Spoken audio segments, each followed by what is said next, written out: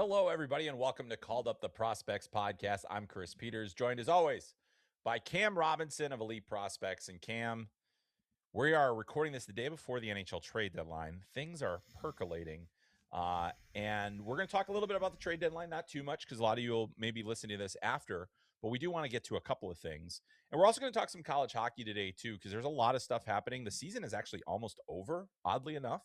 It feels like it just started, but here we are at the end of the season. But we're going to start today, Cam, and I even skipped the pleasantries. I even skipped the how are you? What's going on? Let's just get right into it. Let's go to the trade deadline, because I know how you are. You're on the phones. You're doing all this other stuff. So the day that we're recording this, the first, the big news of the day so far today has been that Colton Parayko has not waived his no trade clause to go to the Buffalo Sabres from the St. Louis Blues. A lot of term on that contract. The reported return was Radim Murtka and a first-round pick in 27, I believe. And so I could be wrong about that. A first-round pick, either way. And that's not going to happen. And so now the Blues are back to square one with Colton Parayko and not a lot of time to make something happen.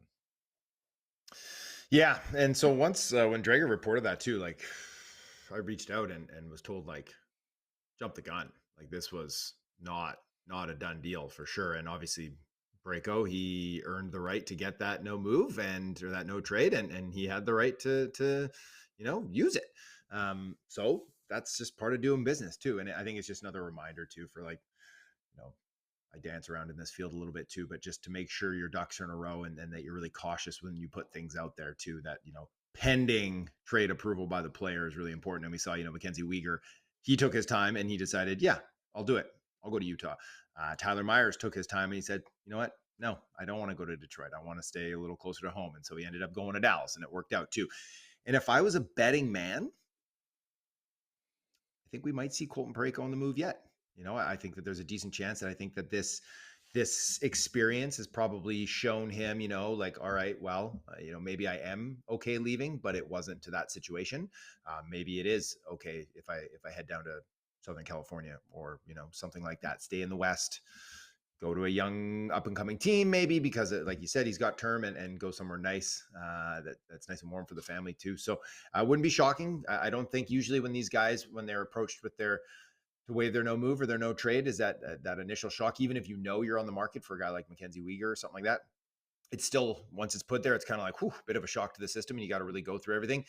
But if you say no, I think if it's put in front of you again, that turnaround could be a lot quicker. So like you said, we've got, a little less than 25 hours as we're recording right now.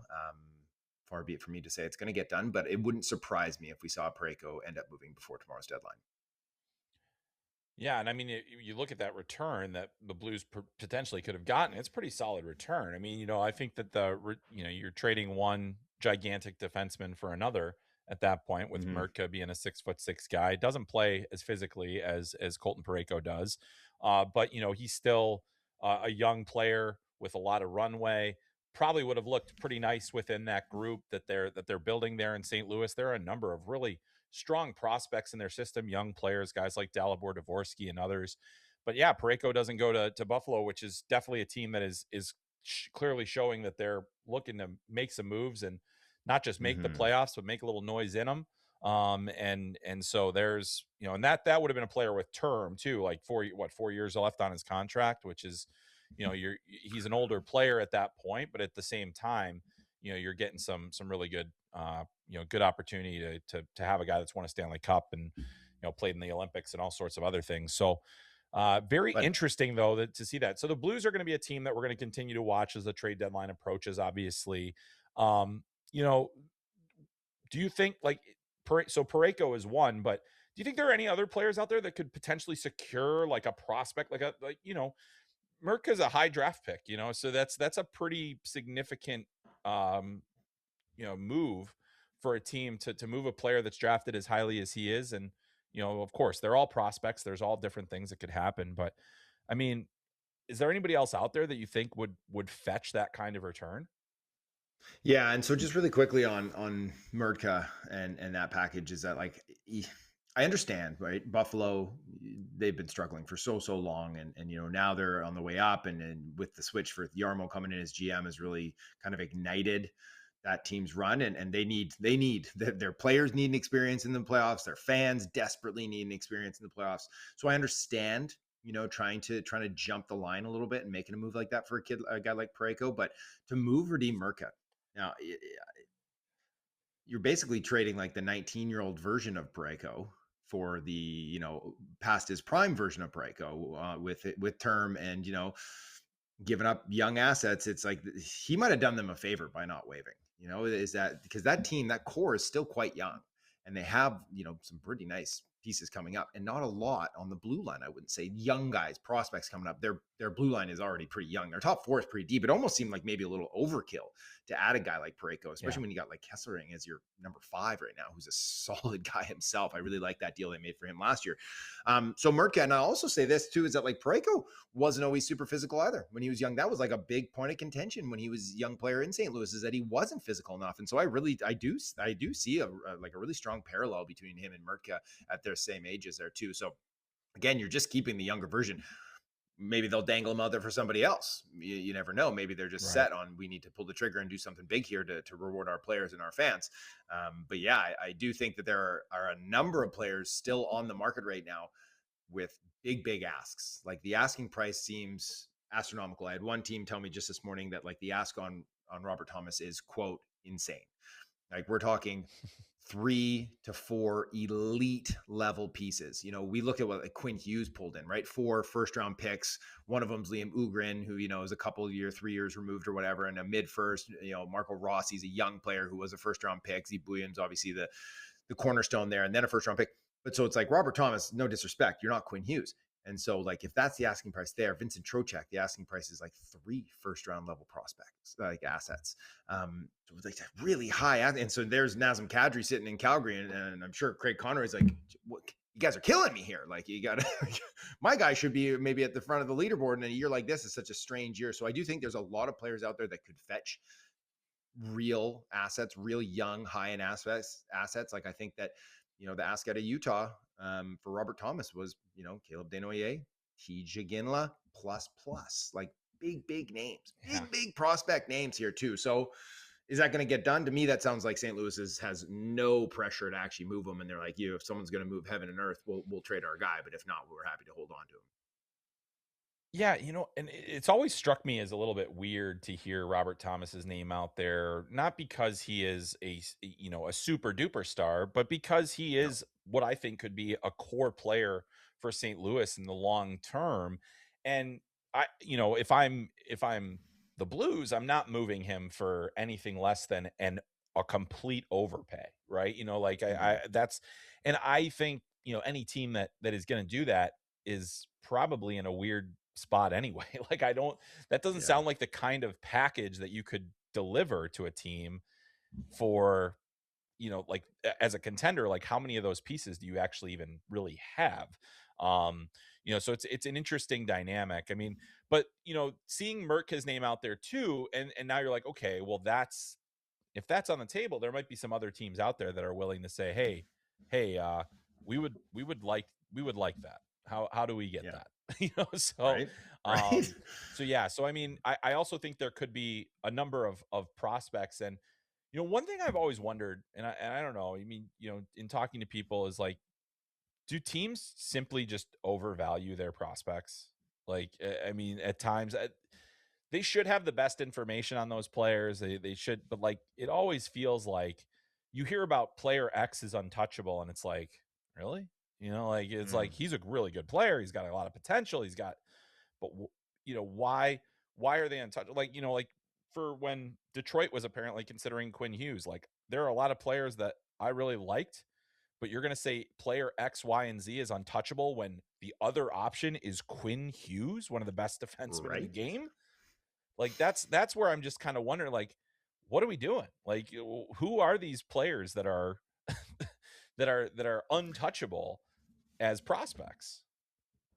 Yeah, and I think that it's always difficult to parse through like the noise and what's true. And so, reports out there for like what Montreal maybe kicking the tires on Rob Thomas too, and didn't want to give up Michael Hage. And it's like, I like Michael Hage. I like him a lot. I think he's gonna be a heck of a player. but you're going to have a hard time selling me that Robert Thomas isn't his ceiling, right? Isn't what you're hoping to get out of him in 5-6 years. Right. You get that right now, and you get him in the prime of his career, and you get it as a team on the rise. So it's like, and now I'm not saying that was true. The Montreal was like, hey, we're not going to give up Michael Hage in this deal, but like that, it was floating around out there. And so I'm with you, is that I do think teams overvalue their prospects. The smartest ones are the quickest to cut bait on guys. I truly believe that. Either they fully believe in the player and they're like, we are not moving him, and that it doesn't even matter. Like, this is our cornerstone guy. Like when Carolina drafts a guy like Sebastian Aho in the second round, they weren't expecting him to be their number one for a decade plus. But once it started to become clear he was, Right. it was just never going to be an option, right? Or, we've talked about this before. The best time to trade a first round pick is before you make the pick. And the next best time is the day after the draft when the value is still sky high. It's like buying a new car. It's like the value on it, it's cut in half as soon as you drive it off the lot. So it's like, I'm with you, is that some of these guys, they fall in love with their guys. And sometimes they can't see the forest for the trees. When we talk about these prospects, they're first rounders, and that is the aura of that has value in itself.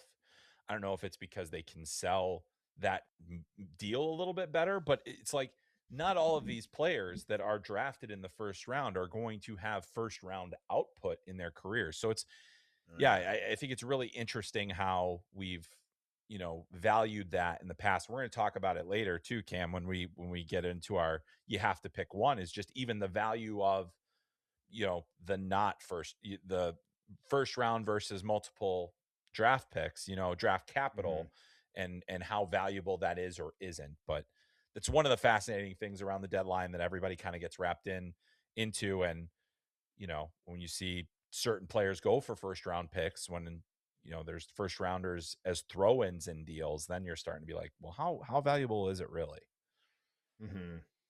Yeah, no, I think that's fair.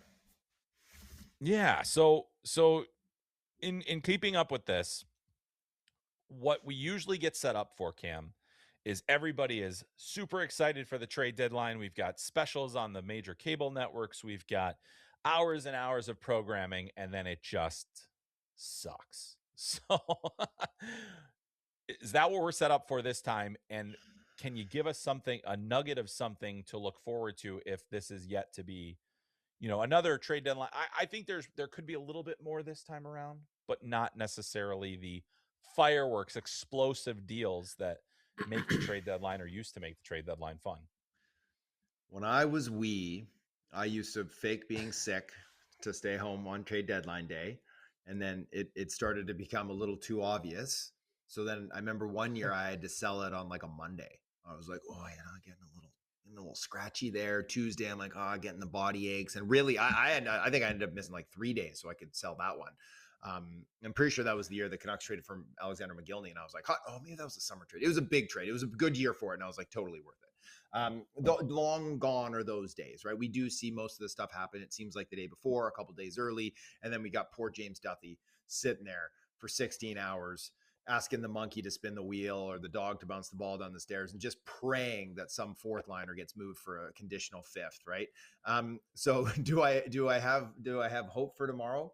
I do, just simply because there are some big name guys still out there that I think could go. And then as we get closer to that deadline and it looks like either they won't go or teams aren't going to be able to get them for one reason or another, is that they'll start going to plan B, start going to plan C. And so, we're going to see guys like Nick Delorier, Oscar Sundqvist, Evander Kane. We should probably see those types of assets moved, which aren't going to, be the sexy things on the day and the agenda, but we'll see some action. So I'm an ideas man. I thrive on enthusiasm. So I'm going to hope for the best. I'm going to get up nice and early as I do, and I'll maybe I can even break one or two too if we get lucky. So it's always a fun day, but I do think, and I've had a couple of teams kind of insinuate similar thoughts to me here, is that a lot of teams are hesitant to fully empty the barrel, to fully use all their bullets right now at the deadline, because there is a feeling among teams that there might be some proper superstar hunting that could go on at the draft or in the offseason this year, and so if you go out and you spend everything, you just completely empty the cupboards right now, and then all of a sudden Is Austin Matthews available? Is Brady Tkachuk available? Can New Jersey extend Nico Hischier, right? Like, are there guys out that you might want even more just a couple months away? And now you've used all your assets and you have no say in that. And so, none of those guys I'm saying are moving, but I know teams are thinking, could there be bigger fish to fry? And do we want to hold back on this quote unquote seller's market that is, the prices just seem astronomical at this point in time anyway. So I do think that is definitely a factor in play here. Yeah, and I hope you're right, because hey, general managers, you guys wanted to decentralize the draft, do something with it. If you're gonna take away all the fun of the draft, inject a little bit in there and give us a blockbuster or two or three. I don't care how many. Let's just do something with it. It's always fascinating to me. Like, obviously, hockey players are human beings. Our entertainment is definitely enhanced by player movement. I know it probably wreaks havoc on their personal lives and everything else, and can be a destabilizing thing.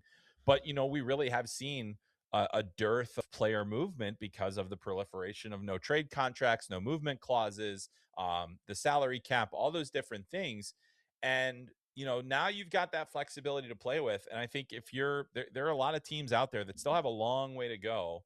I don't think there are always great shortcuts, but hey, just do something, guys. It's like, yeah, let's have a little fun out there. Let's have a little fun. Why It's an not? entertainment business. We're in the business of entertaining. Dance for Allegedly, us. Yes. allegedly. Thankfully, Yeah. the players have Yeah. been keeping it pretty entertaining on the ice, since we don't get as much off ice drama as maybe we would like. But either way, so that's the NHL trade deadline. That'll be all done and dusted on Friday. We're recording this on Thursday. Lots of movement there. There is going to be another market. We'll get to that in our next segment, and we're going to talk a little bit more about the prospects in these ranks, the college hockey ranks. And one college prospect, Jonathan Castagna, was moved in the deals. He plays at Cornell. So keep an eye on some of the college players tomorrow as well, guys that are near signing at least. But we're going to move into our college hockey segment, and we're really towards the end of the season. Several teams are done. Arizona State, their season is over. Northern Michigan, their season is over. So those are a couple of teams. We've got the United Collegiate Cup, Collegiate Hockey Cup on FloHockey. The 5 independent schools will be playing in that, and then they'll be done after this weekend. Tournaments are ongoing this weekend, so a number of more teams will have their seasons end this weekend. Therefore, signing season is upon us. The free agency, which is very weak class this year in terms of excitement, but we can talk about that a little bit. And then we're kind of into the races for the awards. And Cam, I got to tell you, we said we would talk about this soon, and we're going to talk about it now. The Hobey Baker race is about as wide open as I think it's ever been. And I think you've got players from all positions that have a say in it. And I don't think we're any closer to knowing who is going to be in the Hobey hat trick, because there are, at this point, I would say, too many options. So I'm just going to set this up first. If you go, College Hockey News has a Hobey Baker tracker, which does a nice job of kind of like using math to kind of suggest how this could go. Right now at the top of that list is defenseman Eric Polkamp of Denver. He has 34 points in 35 games this season, including 16 goals. Max Plant, who's been one of the leading scorers in the country throughout the season, is second. His brother Zam is third. Cole Hudson coming in at number 4. And then Bennett Chimek from Arizona State, whose season is now over, comes in at number 5. There's other players I think that will be in the mix here, including the nation's leading scorer, Ethan Wittenbach, who's a freshman, having a really sensational and surprising season at Fort Quinnipiac. But also, I think Trey Augustine is in the mix. You talked about Michael Hage. He's got competition within his own team, but also he is, I think, been one of the best players in college hockey. We can't forget about Porter Martone. Gavin McKenna has re-entered the discussion. So as you're looking at it, I know that, the college, that's just one of the many things that we look at when we're looking at prospects. But who stands out to you in that group, and what do we make of this insane parity within college hockey when it comes to individual players? Yeah, it's wild this year, and like the NCAA has never been better too. And I think that that's noteworthy. Is that this is the strongest it's been probably ever, from top to bottom in depth and throughout all the conferences too. So it's a unique year. I know Wittenbach is he's got like a 10-point lead atop, right? He does. That's doing some heavy lifting, right? 25 goals, like he is. It's hard to say he's not a front runner, the front runner. TJ Hughes decided to come back for a fourth season. They love a senior. They love a captain. They love a guy who's great in the community. All those things. People got to remember, it's not just on ice too, right? Like it's a character award as well. So he went back to a team that was looking like it was going to be, a young team full of a bunch of kids that just came from the CHL, and who knew what they were going to look like. And he's been captaining them to, Right. one of the top 2 teams throughout the year. So like TJ's got to be right up there. I mean, we can't discount Gav, right? Like he's red hot. He's right there on points per game. I think he leads the nation in shots on goal. Like he's scoring big goals. He's putting up big numbers. His highs are super high, but again, not just on ice. So like his run-ins with the law, like might even just preclude him from being considered as a finalist for this too. So like you said, and I'm glad you brought up Porter too, because I think he's been tremendous, and I think he's kind of been overshadowed, and he's been on a per game basis right there with the, same with Michael Hage, right at the top of the pile too, right? So there's some young guys in there too. There's a goalie. We're really like, other than Polkamp, who, for my money isn't probably in the top 3. He's having a great year. We're missing that elite D with the big numbers, right? Like we're missing the Hudson where he's putting up 55 or something like that too. So it's a really unique year, and it wouldn't shock me too if we saw a goalie, if we saw Trey get up there too, right, and be in the mix. Or, I mean, the Mike Richter Award is open to me too right now. I think that there's a number of candidates for that too, for the top goaltender. Yeah, I mean, there absolutely it is. I mean, you look at the national race there. Michael Hrabal is having a tremendous season. Utah draft, formerly Arizona draft pick, Utah mammoth prospect, 934 save percentage, 16 wins in 25 games for Hrabal. Augustine has played about almost as much. I mean, Josh Kotai actually has more games played than Augustine, but Augustine has 30 games played, 22 wins, a 929 save percentage. Josh Kotai's over at Augustana, has the highest save percentage in the country at 936. So there's a lot of great options on the goaltending. It's really, and since the introduction of the Mike Richter Award, it's been really difficult for goalies to win it. Oddly enough, the year that the goalie won the Hobey Baker, Dryden McKay did not win the Mike Richter Award. So like that's always, that's probably one of the great stats in history of that, and just kind of hilarious about what that says about that Hobey year. But I mean, like the crazy thing is like Ethan Wittenbach. What I wanted to pause on him for a second, because he has 24 goals and 57 points, leading the nation in points per game with 1.58 points per game. Gavin McKenna is behind him with 1.53. Wittenbach, we talked about all these CHL guys coming in. Here's a guy that came the traditional path. He went through the USHL, was a good USHL player last year. Very good. Did I think he was going to be one of the best freshmen in the country this year? Did I think he was going to be an impact player in year 1? He's a really good skater. There's a lot of things to like about his game. Like he's got some stuff. He won the Johnny Gaudreau inaugural award, Johnny and Matthew Gaudreau Award in the USHL for character and all these other and service and all this great stuff. And but like now you're like the crazy thing is like, I don't know if he is going to win the Hobey Baker. And I think part of it is, maybe conference strength. That could be a part of it. The ECAC also has the leading goal scorer in the nation in Hayden Stavroff, who has 27 goals this year for Dartmouth. And that's 27 goals in 30 games, Cam. So, like we've got this is just, we're throwing a ton of names at you guys right now. I realize that, but it is that wide open. And I do think it'll be probably a skater. It'll probably be, one of those players that, like the TJ Hugheses and Max Plants. I mean, but man, who's to say at this point? Once we get to the top 10, you get to the top 10, and then there's another vote, and then you get to the Hobey hat trick after the the regionals. And so there's a lot of hockey left to be played. And I think it's going to come down to that decision.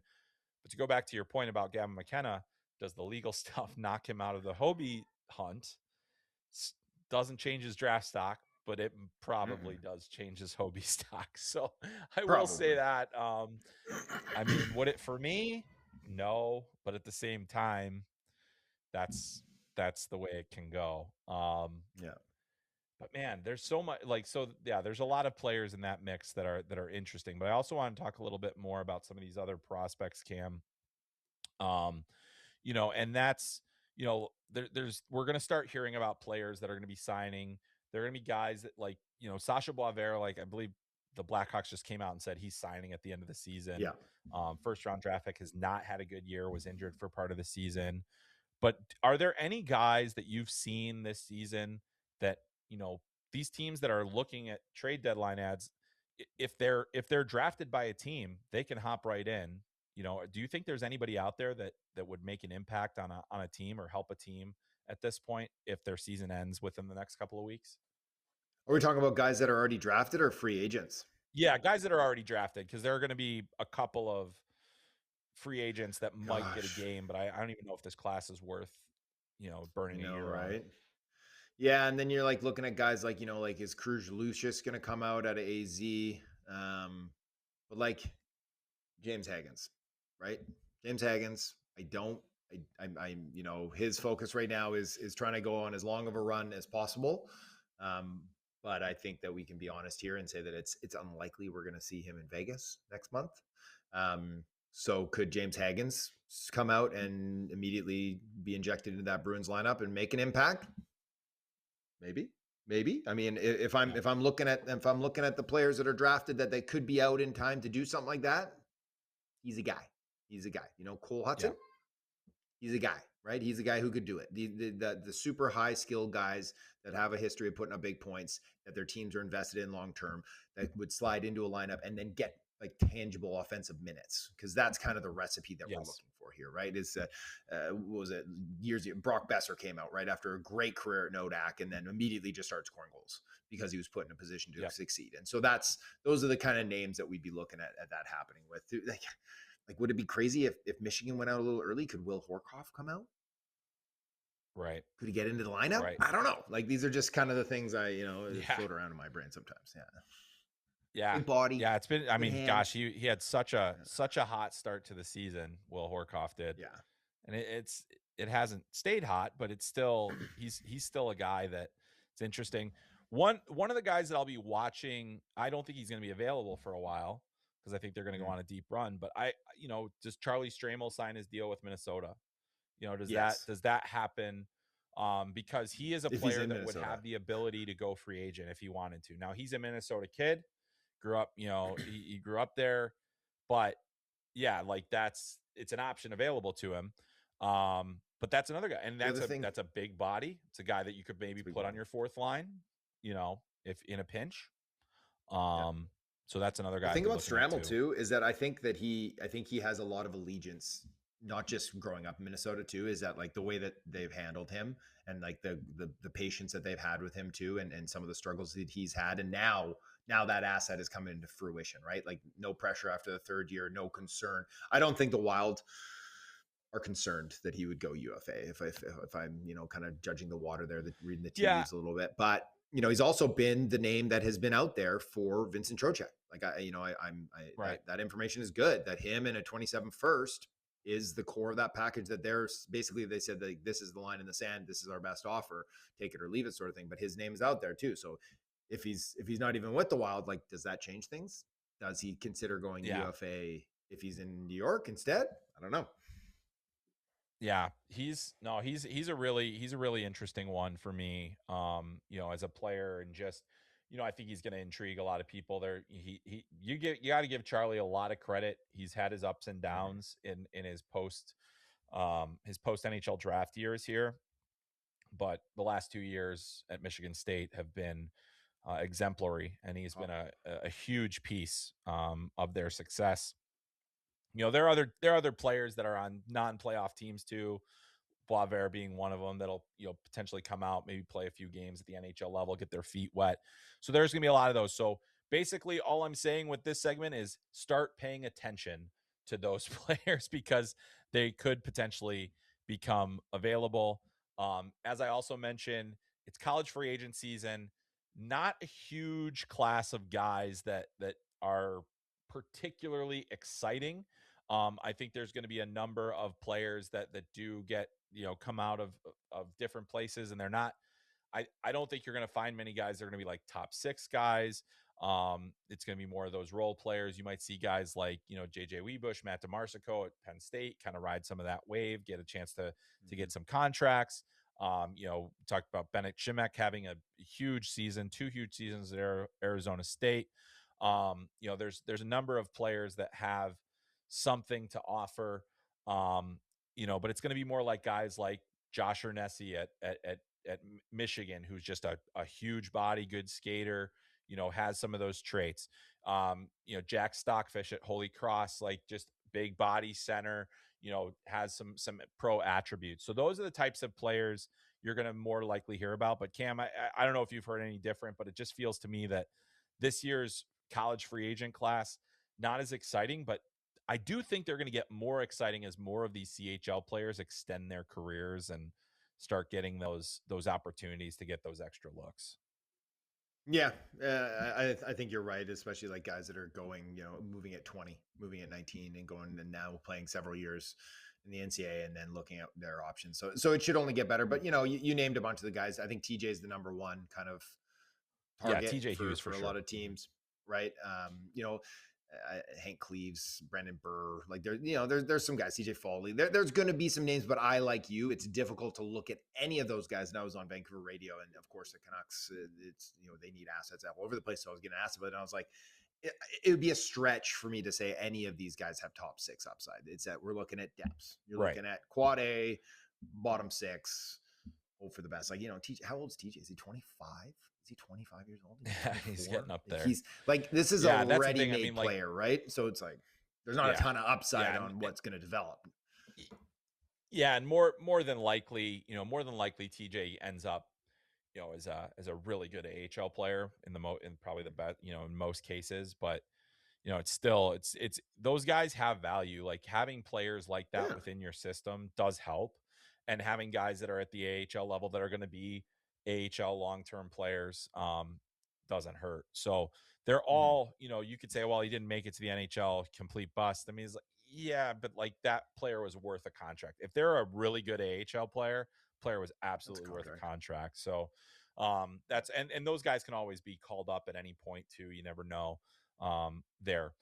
Before we get into, we're going to do some college hockey recruiting here in just a second. But before we got into that, there was some news also on the expansion front this week, Cam, and that's Maryville University, based in St. Louis, has announced that they will go to NCAA Division One.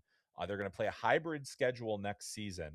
They are going to then go fully fledged D1, probably as an independent, though they did say conference affiliation announcements were pending.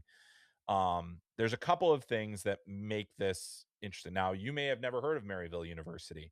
I have, because I've driven past it going to hockey tournaments in St. Louis. So I've seen that. But and they've also had a tremendous ACHA program. They have teams in all 5 divisions of the ACHA, including the Division One.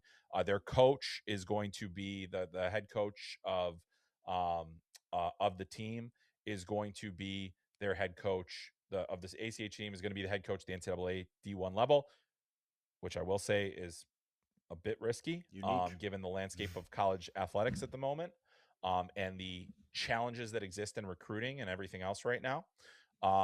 But this is a team that, had no D1 prospects, and then now they have the opportunity to play in the big leagues in college hockey after having some success at the HA level as well. Now, these are not the schools that have, the big star appeal. We were talking about Oklahoma State a couple of weeks ago and the rumors that were going around about that, and we'll see if that ever happens. But I do think we're going to continue to see more schools like this. And the good news is, Cam, the player pool that they have to select from has never been bigger. Which is why. But what's the Canadian take? How many kids from British Columbia are going to be signing up to go to play at Maryville University? Whew. I mean, they probably would have signed up for the Ratchet Club for sure, right? Like that's they had a Heck good club yeah. there. I mean, like you said, right? Is that the pool is just getting so much larger, which is why expansion works, which is why it makes sense. Like the portal is stuffed these days, right? Because Yep. teams are like, well, we got to hold up spots because we're going to go big fish hunting over here. And so, sorry, we can't guarantee you a spot. Well, I'll hop in the portal and go to maybe a smaller school or someone that, school that's not able to compete with the NIL, tickets that the guys are handing out there too. So I think it makes sense. Not to say that a whole bunch of kids from BC are going to be lining up to go there to Maryville, but you never know. You might get a couple, right? And it's all, and I just keep hammering this every time I talk to teams or to people or just even at the rink locally here, is that this is good. This is all good for the players, which means it's good Yes. for hockey. The more opportunities that players have, the more time that some of these guys have to prove it. Late bloomers are a thing. It's a real thing. And Yep. I think we lose a lot of them because they just get swept under the rug too soon and they don't get the opportunities. And they end up in CIS and working as a physio or something down the line, right? Like, and we miss out on Yeah. some of these kids that now they're going to have their careers extended playing at high level hockey until they're, could 25 years old. And then maybe they kick off to Europe and then maybe they're back and they get a chance, right? Like let's play the long game. I love it. I love it for everybody. I like more teams getting Div 1, independent, whatever. Sign me up. Yeah, I'm with you. Like the more the merrier, and the player pool can support it. Now you have to go and execute, and you have to recruit Yes. well. You're going to have to Put on a good compete with product. the big clubs. You are going to have to be super aggressive in the portal, super aggressive on recruiting. I think that schools like this, yeah, you can go big game hunting in the CHL, but think about some of these players in other junior leagues that are starting to find those opportunities dwindle for them. There's still really good players there. There's still really good players that'll help your college program that maybe are getting swept aside for the new shiny thing. And you can come in and be the smart one and get some of these players, have them for 4 years, and even if you're in some of these smaller schools, they end up becoming feeder programs to the bigger schools because of the transfer portal. Yeah. Allow yourself to be that. Do you get 2 years of that player and you treat him properly and you give him, that's not a bad thing. And I've often wondered if some of the smaller schools need to start recruiting as portal options, like where it's like, hey, Yeah. we'll get you to where you want to go. Maybe you didn't get, but you didn't get there out of junior, but prove it here and you can go somewhere else if you want to. Yeah. But I mean, I think that that's really good. And I'm excited to see where everything ends up going with that. Cause there's a lot there, but, yeah, Maryville, welcome to the party. Let's see how it goes and go from there. All right. So Cam, we're also in addition to the portal. So the portal is going to open up in a few, like couple of weeks. But on top of that, major recruiting is happening now. Now, you may not hear in the public who is committed where until far later than you normally would with players that have followed the traditional path of recruiting. But Cam, there's definitely some big game hunting going on in recruiting right now, and we're talking about guys that could be at the very top of this next draft. How often, and I know you were at the WHL prospects game, how often are we seeing NCAA jackets in WHL buildings right now, given the number of high-end defensemen in that league that are available? And it is, and it's not just starting now, right? Like, Right, so it's these been going. recruiters were coming out west months ago, right? And there is a list of players, right? There's Carson Carls, there's Ryan Lin, there's Daxton Rudolph, and there is 2027's Landon DuPont, right? Everybody is trying to get. You got to get a dance partner. All these big schools are looking to try to convince, come play with us. Now, not to say these guys are all going to leave. Heck, could they all stay? It could happen. They could all stay and then leave as 19-year-olds. It wouldn't surprise me, especially a kid like Ryan Lin, too, who's playing 20 minutes from where he grew up. Vancouver's going to have a couple early picks. Like you never know, right? There is situations, but I mean, at the same time, it's like, it's really difficult. And I'm probably going to get myself in trouble here for the WHL to compete with some of these big schools, right? Like you just, as much as I respect and admire a lot of what some of the coaches in the West, it's like David Carl's over here too, right? Adam Nightingale's over here too. Like these are also elite NHL level coaches. Now we talk about training facilities. Now it's like you want to ride a bus to Red Deer or you want to fly to Arizona State, right? Do you want to have the best strength and conditioning coaches? So it's just really, really difficult for WHL programs and owners to inject enough money into their program to make it worthwhile to compete against a North Dakota, against a Denver, against a Michigan State. And so, yes, recruiters are all over the West right now, all over those defensemen, surely after some forwards too. And like you said, we're not going to hear about it. We're not, Josh Ravensbergen, he committed publicly, he's 19, right? That's expected. And that's not a shock to the system. Yeah. But these guys that are 18, 17 years old, not even like as a fear of retribution or anything like that, because they're too good. It's not like they're going to be like, hey, I'm taking off next year. And their coach is like, well, now we're not going to play you. It's like, no, they're all their number one players on their team. So they're going to play regardless. But I think it's more of like trying to be a good teammate, right? Like not letting your teammates know that you got one foot out the door, even though they probably wouldn't care either because they all know what's going on too. Not like setting up your GM and your coach, right? Where it's just like, now they've got to answer the owner. Why couldn't you keep our best player, right? I think all these guys are going to wait until their seasons are done. Maybe if their minds are even made up, right? And then we'll get that official word. Oh, hey, now he's finally agreed. But there's also just a lot of things that you can look at and probably draw some lines. Like we've heard Carson Karls to North Dakota for a while now, months now. And it's like, well, it makes some sense, right? If Weeby leaves, there's their top left-hand D spot wide open. He's a Manitoba kid. Like it's a hop, skip, and a jump from home for him to go to North Dakota, right?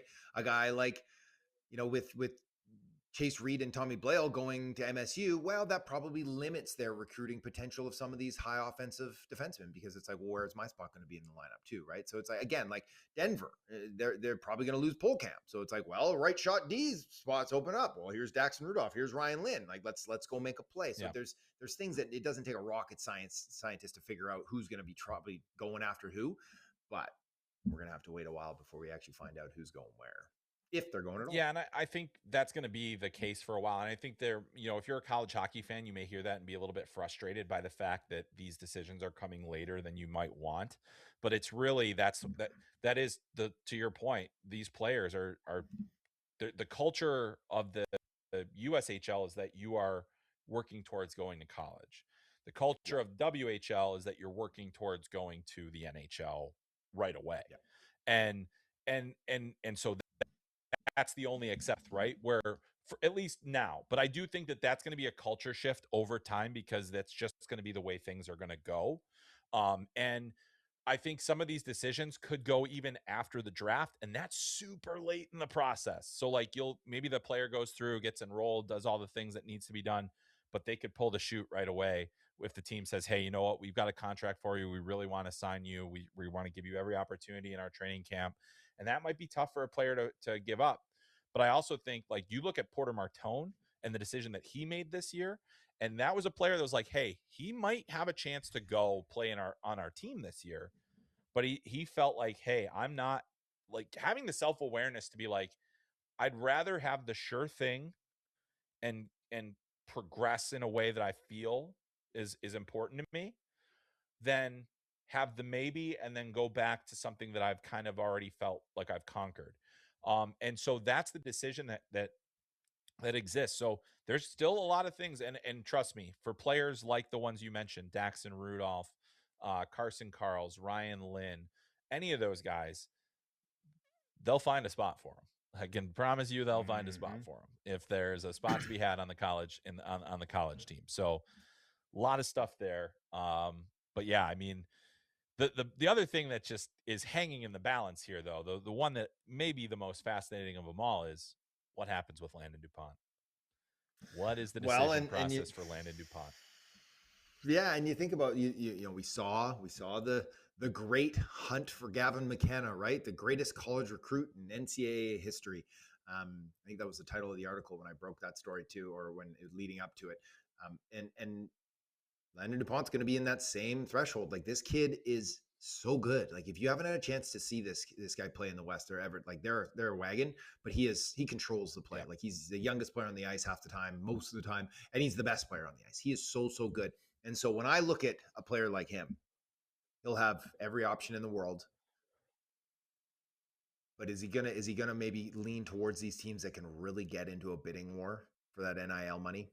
And if we're talking about bidding war for NIL money, there's a couple schools that jump out, and it's Michigan and it's Penn State. We know that Penn State went the distance to get Gavin much more than any other school was offering. MSU coming in second there with arguably like 5 times less of the NIL. So it wouldn't shock me. If Penn State came out and dropped another massive high 6-figure offer and got themselves the next potential first overall pick next year if he decided to go. But I could see a good fit for him at Michigan too, with Nar there as well coaching. They've got a really young, interesting team full of Canadian kids up there. So I think those are a couple teams that just, again, this is not inside information whatsoever. This is just me connecting dots and guessing on things.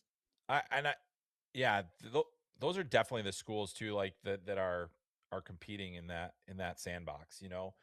One that isn't, but one that I think could be a real dark horse candidate for his services. And I have no insight into that. I just want to say this, but the one that I'm just watching is Denver. David Carl, the Allure. They have put some funds into kind of an NIL situation. That is a place that has where offensive defensemen have thrived. If you watch Zeev Buyam and him flourish at that program, that's one where I could see them really get into the mix. And same goes for Boston University and other schools that have had the Lane Hudsons and they're going to have a really good sales pitch beyond whatever NIL situation is. But I think Denver hasn't made their big splash yet on that front. And I think, and he might not be the only one that ends up there this year. So let's keep an eye on David Carl. There's a reason he stuck around. Sure is. Yeah. A couple of quick draft updates as we move on here from our college stuff, and we'll talk more once we get to the Frozen Four. I'm sure we'll have another college conversation at that point. But until then, switching gears to the draft, and big news yesterday: Ethan Belchetz likely done for the season, out indefinitely, not ruled out technically with a broken clavicle, will require surgery. That is a tough one for a player that really now won't have the playoff runway to try to build up a little bit more of that draft stock. It's been a little up and down for him. He's suddenly become a little bit more polarizing, hasn't he, Cam? Yes, he has. Yes, he had it.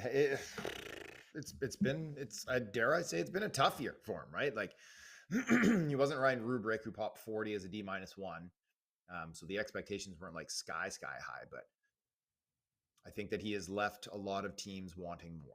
And I'll say it, he's left me wanting more too on a nightly basis too. So you see the flashes, you see the potential with the size skill combination there. When he does, bring the snarl out of the box and wear it on his sleeve, that's when he's at his best. When he tries to play a skill game, it's not his best. And so it's disappointing that we won't get to see him down the stretch, and he won't have that opportunity to really like leave it all on the line and show like here right that last few minutes right before, maybe get him at the U18s even too, like to flash the high end potential again and to show that he can be a physical menace out there. Because I know like it's really up in the air on team to team on how they view this player, how they project him, and where he's going to settle. I'm extremely curious to see where he ends up on that final poll that I do with the scouts, really, because he is very polarizing, I think, at this point of the year. And so we'll do the last one right there in early June, and I think that'll be really indicative of the range that he's going to go in. But at this point, like, is he a top 10 guy? Yeah, it's getting tougher to make that case, especially with the defenseman, right? The premium position of the defenseman. But yeah, it's going to be interesting. And like I said, like the playoffs can be an area like that you can change the perspective. I mean, guys, like I think, Easton Cowan's draft stock and he's one of the prime examples of this kid's postseason launched him into the stratosphere of, being a first round pick from not being one. Caleb Denoye, huge postseason performance while injured, 4th overall pick. Like there are a Dang. lot of things that you can do to help yourself, and that is now an opportunity that Belchetz won't have. Still has the great measurables, still has the ability to be a power guy. And now it just comes down to, and if you're Windsor is right now second in the Western Conference. They are a really they're a really good team with legitimate championship hopes. You lose a player like Belchetz, that does hurt your team. He's third on the team in scoring. Liam Greentree's played great. They've got a bunch of guys that have played really well. Unfortunately, he is now in that position. An injury that we're just still waiting to see. And this weekend, unfortunately, we've got a big matchup in the QMJHL. Blainville Boisbriand is playing Moncton on Friday night on FloHockey. Check it out. Nice. But Xavier Villeneuve has not played a game since early January. And we're talking about one of the best offensive defensemen in this class, one of the guys that's one of the more exciting players, and a guy whose stock was trending in a poor direction when he got injured. And now and I haven't heard the latest on a status update or anything. Would love to see him in that star-studded game that'll include guys like Justin Carbonneau, Denoye, Bill Zonin. I mean, there's tons of draft prospects and drafted prospects in that game. But, how much, like, this feels like a player that needs to get back into games soon and try and elevate. And that's my feel on the situation. Yeah, I mean, another guy that was how high were the expectations, right? For Blainville, well, like we had thought they were going to barely lose a game this year, and that he was going to put up. He put over a point a game last year, wasn't it? Wasn't it like 66? Yeah, he did. Yeah, he was defenseman of the year, as a D-1. Like he was so good, and he's a late birthday. He's only a couple months of being away from last year's class, so that it's to be expected that he had a big year. But the expectation was that he was going to take a step forward. And at EP, like, he's still as a group really high on this player. He does do a lot of things offensively that you're looking for, but he does a lot of things away from the puck that you're not looking for, and he's not big, and now he's not putting up huge numbers. So it's like, again, I think you're spot on. He's got to get back in the lineup, and he's got to show down the stretch, because he doesn't get the U18s. He had that last year, and he looked good. He looked good working that top PP, right? Like we enjoyed that version of Zav. So got to get that back. So I, like you, am hopeful that we're going to see him and have some dominance, because like more good players, the better, right? Like I don't expect him to be a top 10 pick. I think he's going to fall into that. Even if he has a strong finish, he's probably going to fall into that middle of the first round, even into the 20s, just because of the statistical size 20s, profile, even blended, right? But still, that's I like those darts. I like swinging on those guys, or maybe having them a little bit higher than maybe the consensus, because of the uniqueness of their skill set. And that's what, that's what I like about the draft too, is that like you can find third and fourth liners. You can find depth defensemen very, very easily on the wire, at the deadline, in free agency. It's really difficult to find guys who have unique skill sets, and not to say that he's going to be a complete difference maker in the NHL, but he does have a uniquely gifted offensive tool there with his shiftiness and his ability to get pucks through and make plays. Yeah, definitely. And hey, and since I don't want to just share bad news on the injury front, good news is Ryan Lin is back. Hot dog. And so that's, he'd been out for like about a month or so, and 5 weeks. So now another and he's another one. He's in a similar boat to Villeneuve, where it's like, hey, let's build that stock back up.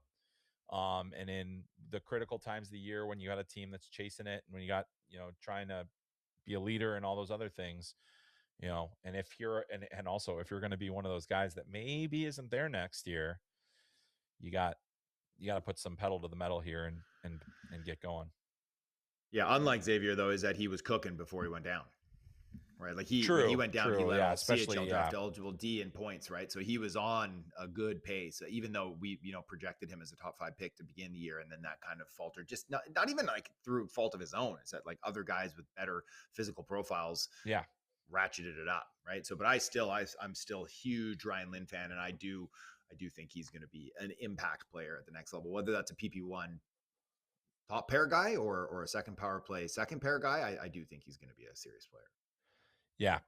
All right. Well, lots of things to come. We're going to have a lot more draft talk as we progress here, especially coming out of the trade deadline, when we start getting into the NHL draft lottery and all these other things that'll be coming before we know it. I'm sure we'll do some mock drafts along the way as well.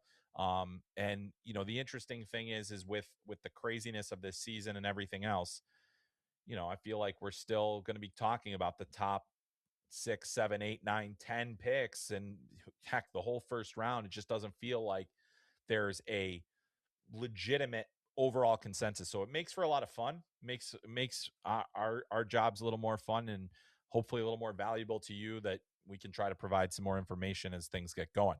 But let's move into our Beyond Belief segment here, Cam. And I got one trade deadline one for you to kick us off here. And this, of course, is when we read a statement to each other. The other decides whether it's believable or beyond belief. Cam, a general manager, one NHL general manager, will make a career-defining blunder before the NHL trade deadline this year. Career-defining blunder. Ooh, boy, hey. So is that? I mean, yeah, it's believable. It's believable. I think there's a couple different avenues that we could see it happening too, right? We could see it where it's mostly somebody overpays for something that doesn't work out right, and the thing they gave does, right? Those are the types of things. Rare do we see a Jerome McGinley for Joe Nieuwendyk, where one team gets a cup and the other team gets a franchise cornerstone and Hall of Famer. Like those, it's quite often when you're making shakes at the deadline, you're buying and you're giving up real assets. That's when you could get yourself in trouble. So if Utah goes up, moves a TJ Ginla or Caleb Desnoyers for something that maybe isn't long-term fit there, like, could that be career defining? Maybe for Bill, for Armstrong there, maybe. I think it's believable, but I don't think it's actually going to happen, to be quite frank with you. I just don't. I think the prices are too high, and that teams are figuring it out, that this is not the time to make your team, to remake your team, or to make like big facelifts to it. That happens in the summer, and that's when it should happen too, is that when there's more room to operate too. So I don't think it will, but I think it is believable. It's always believable, especially when you got a couple of those guys still at their hand on the wheel, right? Yes, exactly. Yeah, I'm going to say I'll go beyond belief, because I think no one ever wants to see the Martin Erat, Philip Forsberg trade ever again. And George McPhee won a Stanley Cup as a team president and a president of hockey operations, but it's that one will always be there, as that Philip Forsberg and Martin Erat. It's one of my all-time favorites. It's Epic. I love that one. Yeah. Marcus All Naslund right. for Alex Stoyanov. Another deadline there you deal. Right? Yeah. Yee. All right, your turn. All right, I got one for you here. Ethan Belchetz, since he's a little hot topic right now, is this generation's Michael Dal-Cole, MDC. Boy, were we wrong about that guy. Remember him? Fifth overall, the Isles. Big body. Oh. Scored 40 goals from about 4 inches from the net. Yeah. So, yeah, you love the big fellas, right? You got to love the big fellas. I'm going to say, beyond belief. And the reason I'm going to say beyond belief is because I think Ethan Belchetz and whoever drafts him is not going, they're going to know better. I feel like they're not going to say this guy is going to be our top line guy. He's going to score all our goals. He's going to be, I think when Michael Dal-Cole went really high in the draft, he was this incredibly skilled big fella, and scored and did a lot of really amazing things.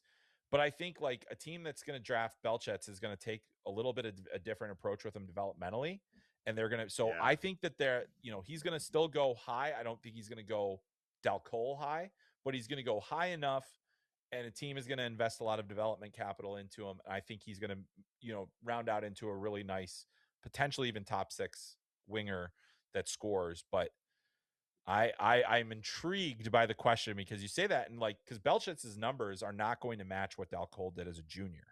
So you're also kind of looking at it that way, where Dal-Cole had 2 90+ point seasons, but still, it was I saw that in the rundown. I was like, oh, that's kind of a fun one. What's your thought on it? I'd love to hear your take on it.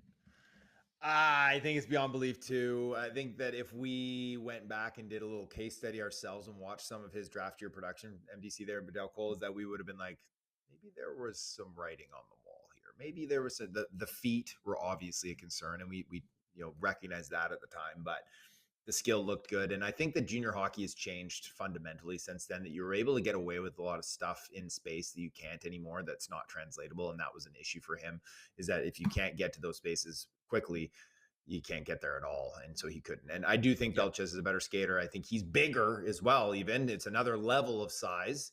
And doesn't have the same pure release or goal scoring knack that maybe Dal Cole had, but I do think he has other attributes that should help him become an NHLer. Well, where Michael Dal Cole is playing in Minsk or something right now, right?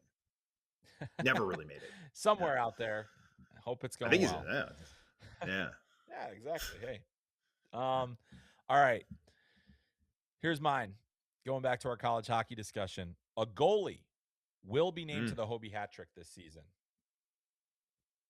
Gosh, I mean, it's believable because it's so wide open. There's not 2-3 skaters that are like clearly the guys.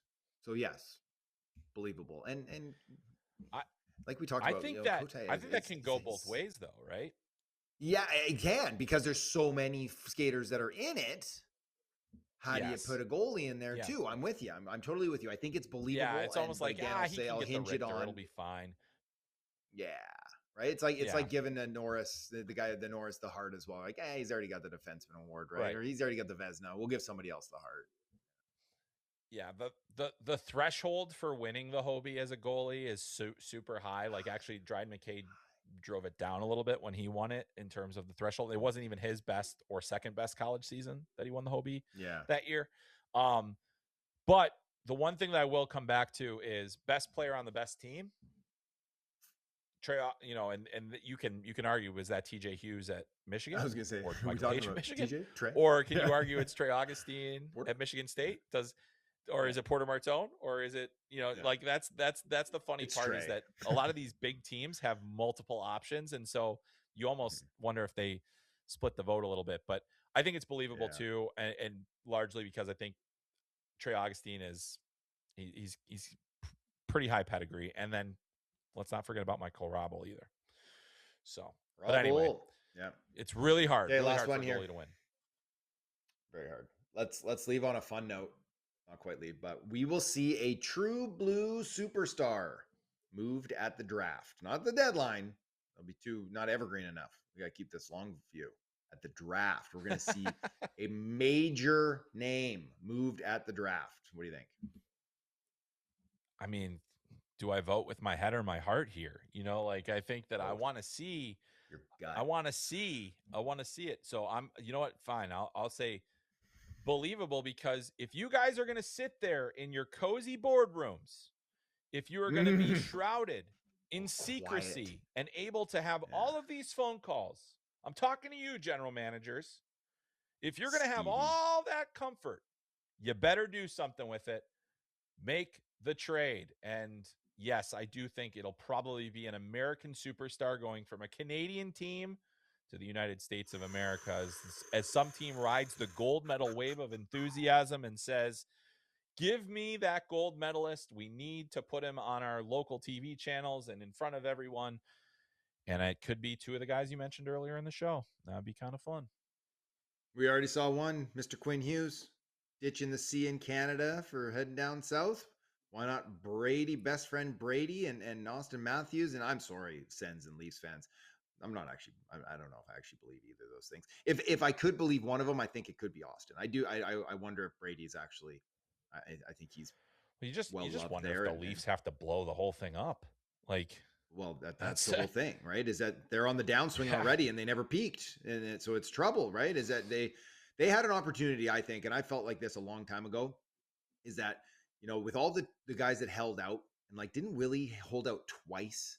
When that happened, it's like they needed a defenseman then. They could have set the tone right then and there if that was Dubas still at the helm. It's like, if you don't want to be here, get out, and we'll move you right now. And I think that probably would have kept Mitch Marner in check. It might have just changed the whole complexion of the organization moving forward. Guys would have signed maybe longer deals. Matthews wouldn't have done the short one. It could have changed everything if they just drew a line in the sand right away.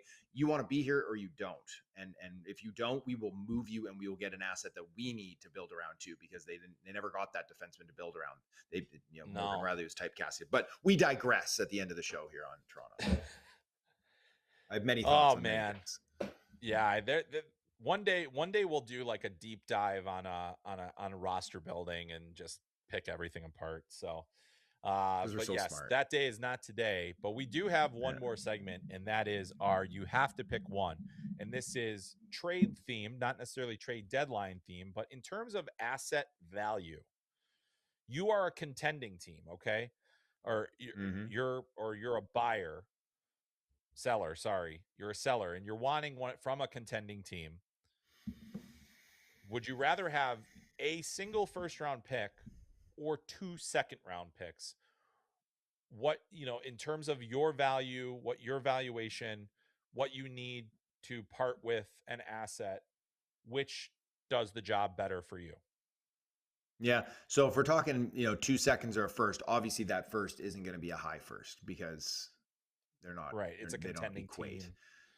Right. Yeah. So I saw it with the Calgary trade there yesterday with Mackenzie Weegar out of Utah. They got 3 seconds, and I don't remember the exact numbers of them, but I think it was one in the 30s, two in the 40s, which models indicate that those three are roughly equal to like the 20th overall pick, the 19th overall pick, or something like that. So I think like if I'm looking at that, and that's 3 second-round picks, would I rather 3 second-round picks or 19th overall? I'm a scout first and foremost, so I'm going to take the 3 seconds. I'm going to, in this case, I'll probably take the 2 seconds over like a late first in the late 20s or something like that. Give me a couple of darts. Let me trust my guys to go and find me an asset or maybe two in that regard. And I know it's not sexy because everybody wants that first round pick and it carries more perceived value later if you want to flip it. But I'm going to trust my staff because that's why I've got them there and that's why they're doing the work. Yeah, I'm with you. I think that the second when we see deals made over the next few days, you're going to see probably more second round picks move. I think that those are in the end better opportunities because there are more options with them when you have 2 Yep. seconds or versus the first. Now the first, like you as you mentioned, if it's especially this year, if it's beyond 20, there's not a huge value There's no shift difference. between what you're getting in the second round and that. Now, if it's second round picks separated by years or what have you, that can be a thing. But like you look at, the Chicago Blackhawks still have a long way to go in their draft. But they have certainly used multiple second round draft picks for a variety of reasons. Either they make the picks or they've traded up and gotten an additional first round pick. And that, to me, the optionality of multiple draft picks with that kind of capital, with seconds being, as good as they are. And any of you that are playing NHL 26 or whatever out there, how often are you throwing in like all of your second round picks? GMs are kind of doing the same thing. Yeah. It happens all the time. So I'm with you. I think two seconds is better than the first. The value ends up coming out probably similar. And either you draft 2 players, you find other options. There's so many different ways that can go. And I would rather have options relative to anything else. So Here, here. that's, I mean, yes, you'd also like to have the best prospect possible, but Naturally. what are you going to do? All right. Well, Cam, that's just about going to wrap it up for us. Anything coming up fun and exciting with your pals over there at Elite Prospects? Film room series is about to kick off. We are signing up for film rooms. We are going to start them earlier this year so they don't cannibalize themselves when we drop 15 over 30 days or something like that. So I've just signed up for mine. I got a couple fun ones I'm going to be doing. We got the NCAA free agent guide that's going to be coming out as well. So lots of big projects. Obviously, the draft guide work has already begun. So collecting quotes, doing reports on it, filing those profiles. So that has already begun, and that will chew up a lot of our time down the stretch here. And I feel like I'm gone all spring. So I've got loads and loads of trips coming up. So you guys will be seeing me in different hotel rooms for this show throughout all over the world, I guess. North America, Europe, we'll be Yeah. all over the place. Hey, have you Yeah, decided? Are you coming to the U18s? No, I'm not gonna. I'm not doing it. Officially out? I'm skipping this year, only because I'm going to be We'll miss spending ya. a little more time over in Ontario at the OHL playoffs and probably hopping over to Quebec as well. So, going to do it, I trying can it dig it. differently this year. We'll see exactly if that pays off or not. But but we'll have some fun along the way. I've been to quite a few under 18 worlds, and this time I'm just like, but It's a we'll long see. way to go, We too. gotta hope everything hope everything works out and still get plenty of good views. But over here on FloHockey, we got a ton of stuff coming up. Lots of free games that you can watch on NHL on FloHockey 24/7, as well as on our social channels. We'll have some big matchups in the OHL, big matchups in the USHL and QMJHL as well. Also, every Saturday night you can catch a free AHL game of the week. So lots of stuff coming up there. As I mentioned, the United Collegiate Cup, first ever time it's been contested, will be right here on FloHockey starting today, if you're listening to this podcast today. And plenty more to come. ACHA Nationals and the playoffs and the OHL and the Q and the USHL and all of our junior leagues. Lots of very interesting games happening. So really excited for that, Cam. And it's been a lot of fun as my dog goes completely bonkers above me. It's time for us to sign off here. So hopefully she'll be quiet and allow us to get rid of this show. But want to give a big thanks to Greg for producing today. Thanks to Cam, as always, for his insights here on Called Up the Prospects podcast. I am Chris Peters. We'll see you next time.